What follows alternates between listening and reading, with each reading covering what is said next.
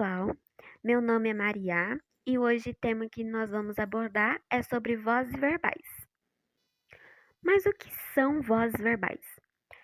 Ela indica a relação entre o sujeito da oração e a ação que esse verbo expressa, ok?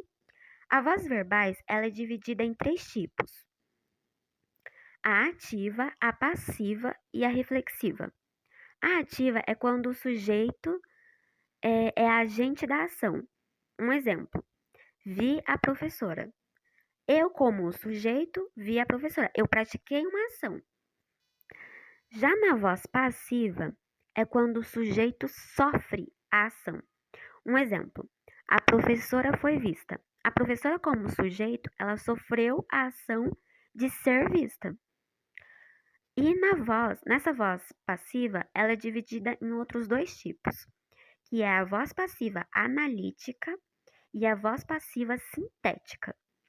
Na voz passiva analítica, a estrutura dela é assim: sujeito paciente, verbo auxiliar, verbo principal da ação conjugado no particípio, mais o agente da passiva. Um exemplo de frase é: o café da manhã foi tomado por Bia logo cedo. O café da manhã é o sujeito paciente, ok? Já o foi é o verbo auxiliar e o tomado é o verbo principal. A Bia é o agente da passiva e o logo cedo é o adjunto adverbial de tempo. Já na voz passiva sintética, também chamada de voz passiva pronominal, a estrutura dela é feita da seguinte forma: o verbo conjugado na terceira pessoa, seja ela singular ou plural, e mais o pronome passivador se, mais o sujeito mais o sujeito paciente. Um exemplo de frase: tomou-se o café da manhã logo cedo. O tomou é o verbo conjugado na terceira pessoa. O se é o pronome, o café da manhã é o sujeito paciente e o logo cedo é o adjunto adverbial de tempo. Já na voz reflexiva, ela faz a ação, mas ela também sofre a ação.